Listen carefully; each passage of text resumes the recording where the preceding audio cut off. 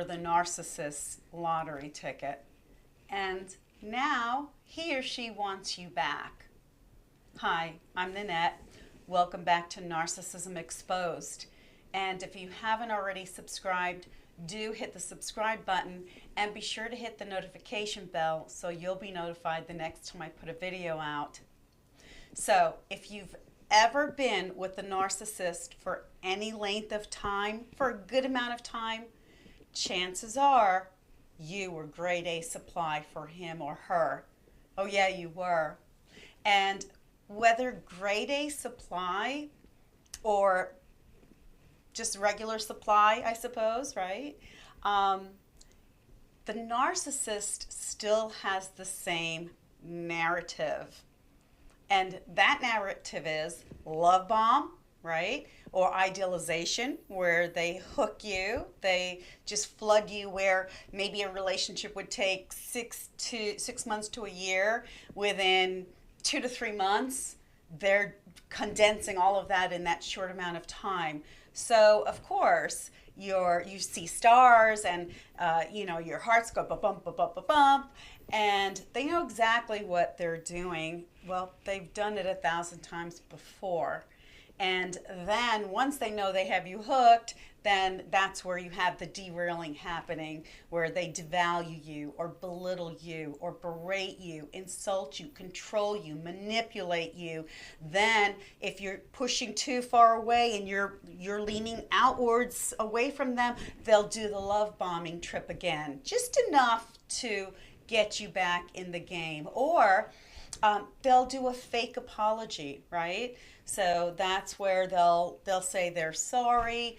Like my narc would say, "I'm sorry for the situation," and I would go, "What situation?" Why we're arguing. Why are we arguing? What are we discussing? What are we talking about? The situation. Are you going to accept my apology or not?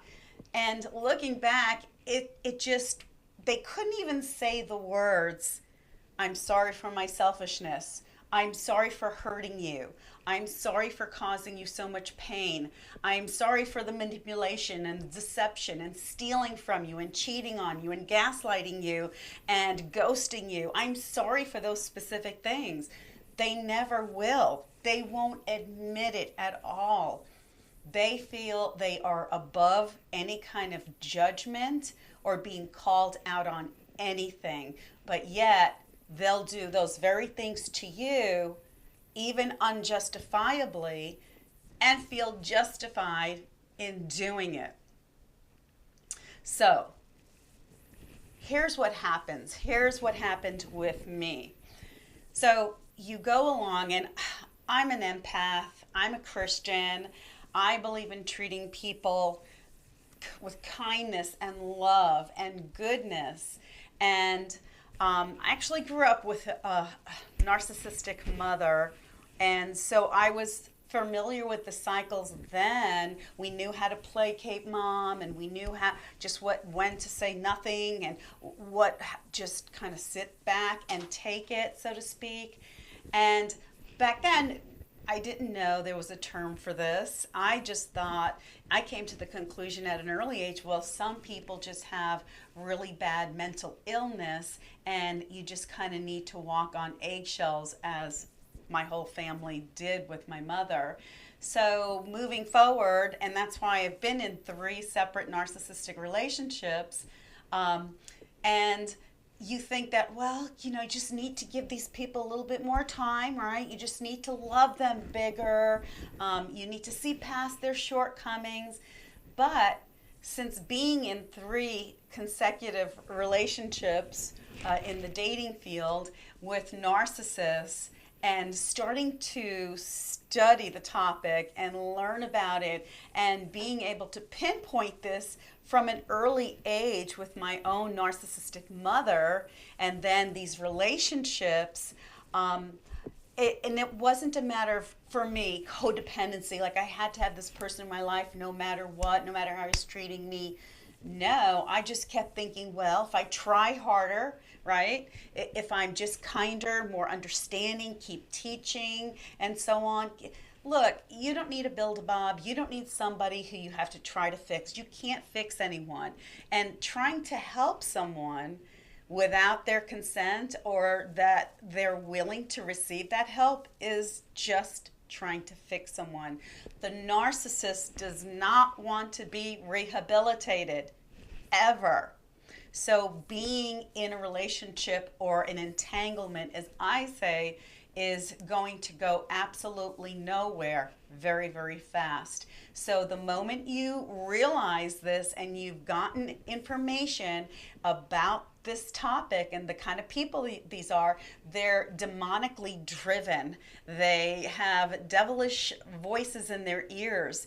I mean, my last narc actually said that as he stormed out, excuse me, as he stormed out, and I was trying to discuss something with him, and his eyes just got really buggy, and he just said, well, I hear the voices. And then he stormed out and ghosted me for 5 days.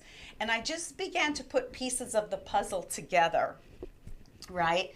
And you come to the conclusion that this is not progressing. It just keeps looping around.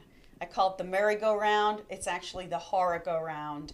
I even have a video about the narcissist and the Groundhog Day time loop that they are forever in, and how they want to suck you into that time loop. And in that time loop, you're reliving the same day over and over again with similar events, and it never gets better. In fact, the number one goal, besides getting supply from you, sucking your energy from you, destroying you, is complete destruction of you. So on that merry-go-round or horror-go-round, right, there's the brass ring. That's what the narcissist wants to try to reach out for and hopes to get closer and closer to each and every day. And that brass ring represents total destruction of you and me until you awaken, right, and you see them for who they really are. Now remember this. If someone can disrespect you and belittle you with ease, time after time after time, that is how they truly feel about you. So the word love, to me, is an action word. It's not just words where you say, I love you, but then you turn around and you punish them and bring pain to them. No, the word I want to see your love. I'm not just hear it. Hearing's nice, but I want to see your love. So getting back to why you were the narcissist's lottery ticket is they discarded you one more time for the nth time, right? And they thought the same pattern was going to occur, where you were going to come back once they hooked you with a fake apology or they hoovered you, and you were going to come back and give them one more chance. So then they find out that you're done. Game over. You're not getting back. In fact, you completely detach from them. This is power to you. Oh, yeah. This is power, a powerful tool to you. And what it does to the narcissist is totally injures them. They are angry.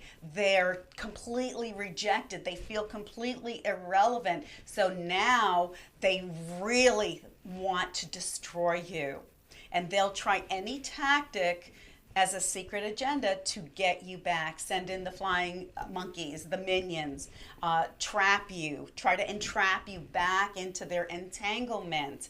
But you, being now the wiser, the wise empath, the wise Christian, the one who now understands the demonic influences that drive these narcissists, and you're no longer going to be a part of the facade, because now you've awakened, you understand what is really going on in the back end of things.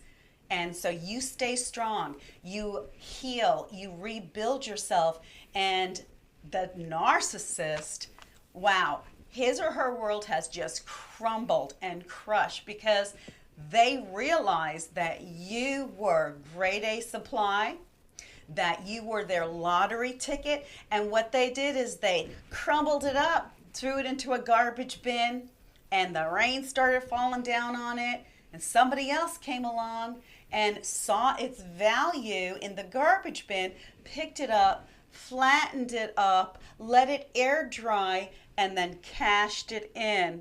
And they are now the recipient of the lottery ticket. I don't even like using the word lottery ticket, but I have to tell you, 2 of the 3 narcissists that I dated, one said that he won the lottery with me, and that sounded so creepy to me. I didn't really think about it too much then. The other narcissist said, wow, I hit the jackpot. And again, it sounded creepy then too, but now looking back, boy, I'm wiser now.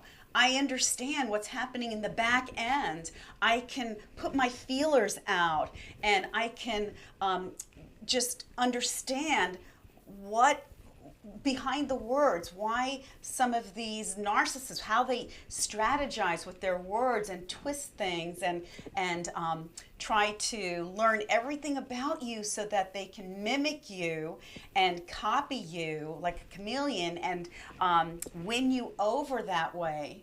And I remember thinking with my last relationship, I'm thinking, this is amazing. This person likes everything I like. Wow, this is great. We really have a strong connection. We're really in sync. No.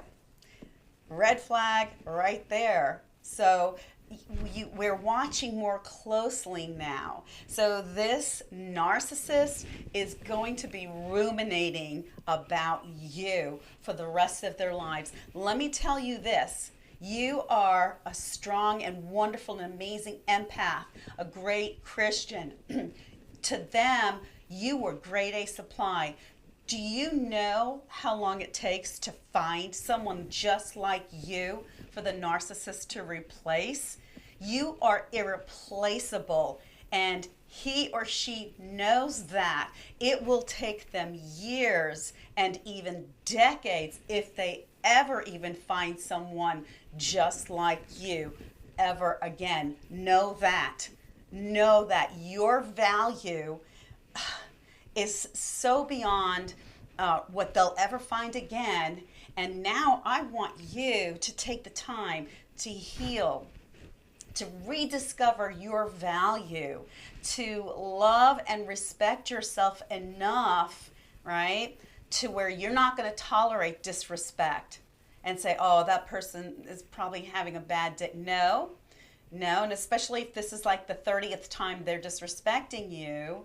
Again, remember that if somebody repeatedly in their cycle of abuse treats you very badly, that is how they truly feel about you. You need to not walk, but run from that situationship, from that entanglement. It is a fake relationship, and it's only designed to supply the narc and destroy you in the process. But you are all the wiser now.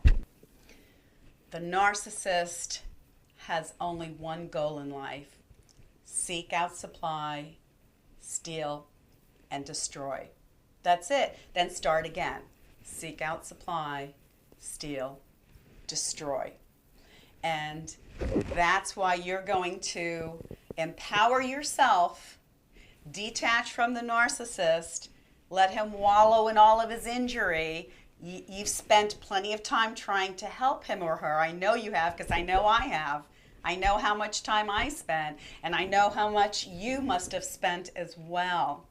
And the rest of his or her life, they are going to be ruminating about you, looking you up, searching for you, continuing to send out more and more flying monkeys, and you will be nowhere to be found because you have completely blocked him or her on your social media like I did. I even had, my kids were blocking the last narcissist kept trying to like their stuff and comment, and they're like, oh mom, this is just too creepy. I'm like, yes, it certainly is. Block, block, block. Close the doors, lock the windows, pull the shades down. And as you heal and you rebuild yourself up and you move on and you're into new endeavors, new adventures, new projects, new relationships, the narcissist is going to be forever tortured, just tortured at the thought that he or she cannot get to you and that you are living the best version of your life now. And I have a really great verse that's going to drive this home, and I'm going to read it to you. 2 Corinthians chapter 6, verse 14. Be ye not unequally yoked with unbelievers, for what fellowship hath righteousness with unrighteousness? And what communion hath light with darkness?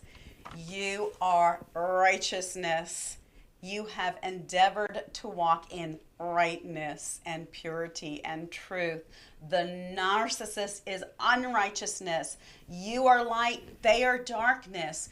Don't be unequally yoked. When you're unequally yoked, they're going to drag you down. They're going to pull you down and ultimately destroy you.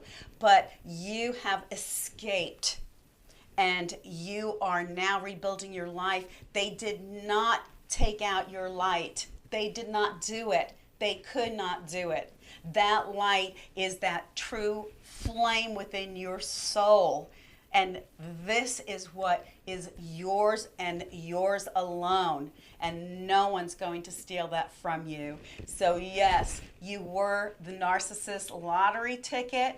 But now that you are so much wiser and getting wiser every day, they are crazy with torture that they couldn't destroy you, that they couldn't get you back, that they couldn't keep their claws in you. And you are not only just surviving, right? You are thriving. And this community is all about thriving. And I want you to share your experience as the lottery ticket being plucked from this narcissist's hand down below. And also, if you have any prayer requests, write those down. And I appreciate your prayers for me as well. And let's go through this journey victoriously together. And we are thriving together, supporting each other. And again, if you have not already subscribed, do hit the subscribe button and be sure to hit the notification bell. And if you liked this video, do hit that like button as well. And until next time, be blessed in your heart and walk in peace.